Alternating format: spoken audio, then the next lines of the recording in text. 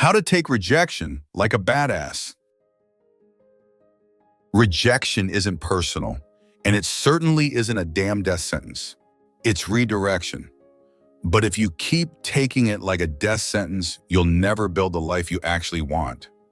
And honestly, most of us have been taught to handle rejection in the worst possible way, by making it mean something about our worth. Here's what we're breaking down today. How to transform rejection from a devastating blow into rocket fuel for your next move.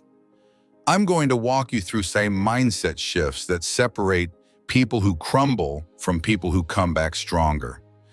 We're talking about why rejection is actually proof you tried, how to burn the shame but keep the lesson, and why normalizing the word no might be the most powerful thing you can do for your future. This isn't about pretending rejection doesn't hurt. This is about making sure it doesn't stop you. 1. Rejection is proof you tried. Let's start with something that's going to sting a little. Too many people never even step up to the plate and then have the nerve to complain about striking out. If you got rejected, it means you had the guts to swing. That already puts you ahead of the majority of people sitting safely on the sidelines, dreaming about what they'd do if they weren't so scared of hearing no. Think about it. How many people do you know who complain about their job but never apply for a better one? How many people talk about starting a business but never pitch their idea? How many people wish they had a relationship but never actually ask anyone out? Rejection is proof that you're playing the game instead of just watching it. It's proof that you value growth over comfort. It's proof that you're willing to risk temporary disappointment for the possibility of lasting success. Here's what no one tells you. The people who never get rejected aren't winning. They're hiding. They're so afraid of being told no that they never put themselves in a position to hear yes. You know what's actually embarrassing? Not the rejection. It's spending your whole life wondering what if because you were too afraid to find out. 2. Don't let it define you, let it refine you. Here's where most people go wrong. They make rejection mean something about who they are instead of understanding what it really is. Information about fit, timing, or circumstances. You're not rejected. That moment, that person, that opportunity passed. You're still here. You're still evolving. You're still capable of creating what you want. Rejection isn't about your worth. It's about alignment. Maybe you weren't the right fit for that company because they needed someone with different skills. Maybe that person said no because they're dealing with their own stuff. Maybe that investor passed because your timing was off or their priorities were elsewhere. None of that has anything to do with whether you're valuable, talented, or worthy of success. Take what you can learn and move smarter, not smaller. Would the interview feedback show you areas to improve? Great, now you know what to work on. Did that pitch get shot down because you weren't clear enough about the problem you solve? Perfect, now you can refine your message. Every rejection is market research. Every no is data you can use to make your next attempt stronger. 3. Burn the shame, keep the lesson. Rejection stings because ego gets involved. But pain isn't proof you suck. It's just proof you cared. And caring isn't something to be ashamed of. It's something to be proud of. The sting you feel when someone says no, that's not weakness. That's humanity. That's what happens when you invest yourself in something that matters to you.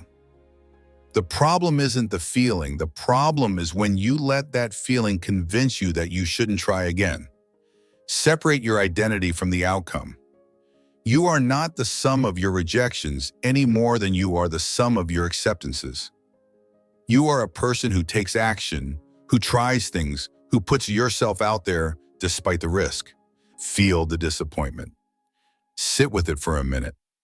Let yourself be human about it. Then turn that sting into strategy. What can you learn from this experience? How can you approach it differently next time? What skills do you need to develop? What connections do you need to make? What story do you need to tell better? The lesson is the gift. The shame is just packaging you can throw away. 4.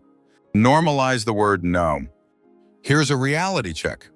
Oprah got fired from her first television job. Beyoncé got booed off stage early in her career.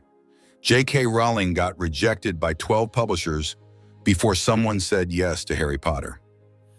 If they had quit after their first rejection, you wouldn't know their names. If they had made those early no's mean something about their potential, they never would have become who they are today. Rejection is part of the process, not a signal to quit, but a cue to persist with more intelligence, more strategy, more power. Every successful person you admire has a collection of rejection stories. The difference between them and people who give up isn't that they're more talented or lucky.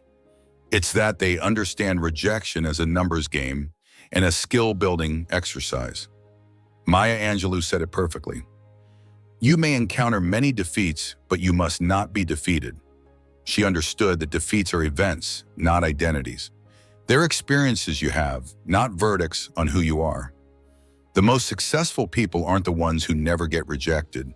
They're the ones who get rejected the most because they try the most. They ask for more. They apply for bigger opportunities. They take larger risks. Normalize hearing no, and you'll hear a lot more yes in your life. 5. Make resilience your signature move. You got knocked down? Cool. Now what? This is where the magic happens, in the space between falling and deciding to get back up. A badass doesn't need the world to approve their worth. They don't wait for external validation to know they're capable. They don't let someone else's no become their internal never. You don't chase validation, you build self-certainty. You develop an unshakable belief in your ability to figure things out, to adapt, to keep moving forward, regardless of who says no along the way. Resilience isn't about bouncing back to where you were. It's about bouncing forward to where you're going. Every rejection should make you stronger, smarter, more determined.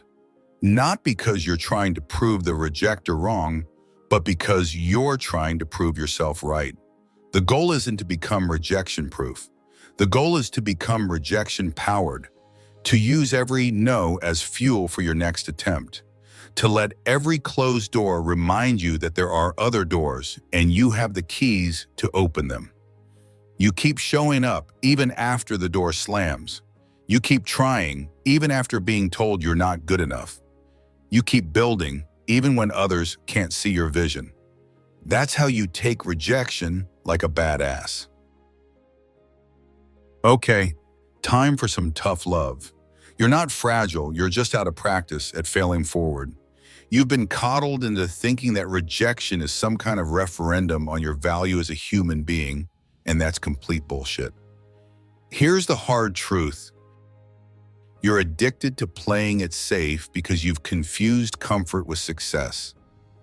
You've convinced yourself that avoiding rejection is somehow protecting you, but all it's doing is protecting you from growth, from opportunity, from the life you actually want. Every time you don't apply for that job because you might not get it, every time you don't start that business because it might fail, and every time you don't ask for what you want because you might hear no, you're rejecting yourself before anyone else gets the chance. You're doing their job for them. Rejection won't kill you, but letting it control you will. So stop making every no mean that you should quit. Stop letting other people's inability to see your potential determine your willingness to keep developing it. Stop giving strangers more power over your future than you give yourself. You want to know what's really embarrassing? It's not getting rejected. It's being so scared of rejection that you never find out what you're truly capable of. It's reaching the end of your life and realizing you spent it playing small because you were afraid of someone saying no. Get your ass back up and try again. and again until it sticks. Because the only real failure is the failure to keep trying. And you're better than that. Here's your challenge for this week. Write down the last time you got rejected. Job, relationship, opportunity, whatever. Now write what it actually taught you and be brutally honest. What did you learn about yourself? What did you learn about your approach? What did you learn about what you really want? Then write what you're going to do next anyway. Not because the rejection didn't hurt, but because you're bigger than the hurt. Write it out loud. Repeat it tomorrow. That's how you take your power back. Look, rejection is going to happen. It's not a matter of if, it's a matter of when and how often. But here's what I want you to remember. Every single person who's ever built something meaningful, created something beautiful, or changed something important has a closet full of rejection letters. The difference between them and everyone else isn't that they're special or lucky or immune to pain. The difference is that they understood rejection as redirection, not destruction. They used it as information, not identity. You have everything you need to handle whatever no comes your way. You have the intelligence to learn from it, the strength to survive it, and the courage to try again. The only question is whether you're going to use those gifts or let fear convince you to keep them locked away. Your dreams are worth more than your comfort. Your future is worth more than your fear. And you're worth more than any single person's opinion of you. So go get rejected, go get told no, go get your hopes dashed and your ego bruised. Then get back up, get smarter, and go again. That's how badasses are made.